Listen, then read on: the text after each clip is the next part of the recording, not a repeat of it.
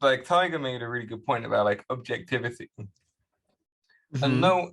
no one crushed him for the idea of like who decides what objectivity is, I and kind like of did a little bit. yeah, a little bit, but you Yeah. could have. I think someone could have pushed for more. It was like because it's the thing with history. Like people always do think from their perspective that they are being objective. But there Like, are absolutes, though. Only a Sith deals in absolutes. I will do what I must. I mean, it's pretty clear which is the most influential city in the world, or that Genghis Khan is a better conqueror than Alexander.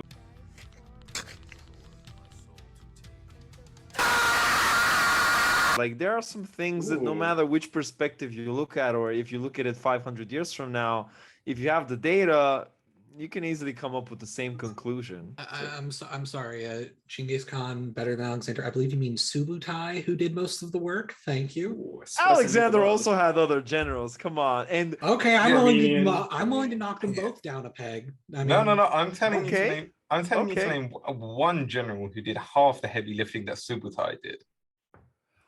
Jebe. Easy. No, Alexander's general. One of Alexander's general who did like half as much as Subutai. Like Subutai did do like entire campaigns on his own. The generals did more work fighting each other after his death than actually.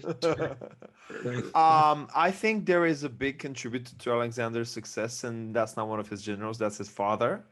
So if you're gonna knock Genghis down a peg, you gotta knock Philip down a peg. Alexander.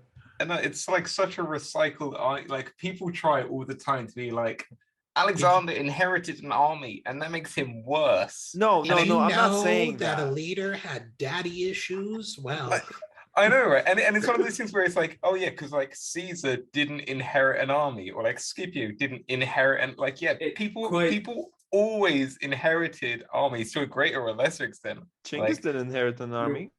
But you would say that about Caesar?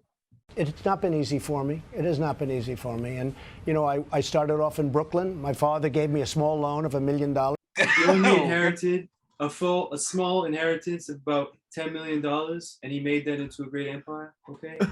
But like, no, Genghis didn't necessarily inherit the army, but he was ruler over people who were basically already inclined to that specific mode of warfare. Like, it's not like he had to build from... No. You're saying the Mongols weren't, before Genghis Khan, nomadic horse archery warriors? They weren't.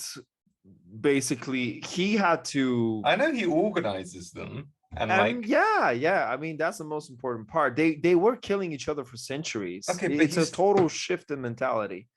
Yeah, I mean, so were the Macedonians. No. Well, I mean, yeah. Like literally, Philip did the heavy working in like. It is a good comparison, but like, if we're just talking about the drilling and the groundwork, Alexander expanded upon that, but Genghis was the conqueror and the reformer.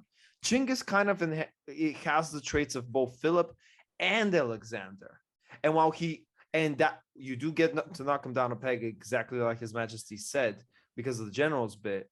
But I think that when comparing Alexander to Genghis, and it's close, by the way. Genghis wins by not a wide margin, but he gets to be the reformer and the leader and the ruler.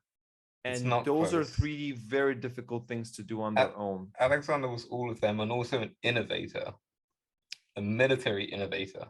The famous innovator that couldn't come up with another city name.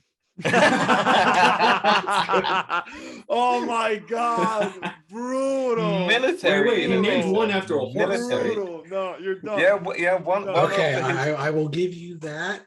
One after his horse, and also supposedly one after his dog. Although that's less well evidenced. The horse is definite. The dog, not so definite. Well, I mean, even though I would knock both of them down a peg because I like to bash the great man of history theory when I can, but but if we are comparing, like, you know, Alexander and Genghis Khan, I would actually give it to Genghis, because like the thing about Alexander is, I don't want to say he was lucky a lot of the time, but that aside, from any bouts of luck, whether it was Persian arrogance or like the Battle of Issus should not have gone that way. Like but regardless, I think the thing that people forget is that when Alexander was conquering a single entity, the Persian Empire, while that's impressive, he left a lot of the Persian governmental structures in place to keep his conquests effective, down to the point where there were a few Persian satrapies that just decided, hey, you let me still be a satrap, then I'll swear loyalty to you, and then they became factors in the wars of the Diadochi later. And so Alexander didn't have to worry about administration as much, plus he died. I would say that's all like credit to Alexander. Like, it's smart, but really it's not. It's Why smart, would it be smart? No. I have to disagree on that point, since it failed. It didn't fail. It worked amazingly.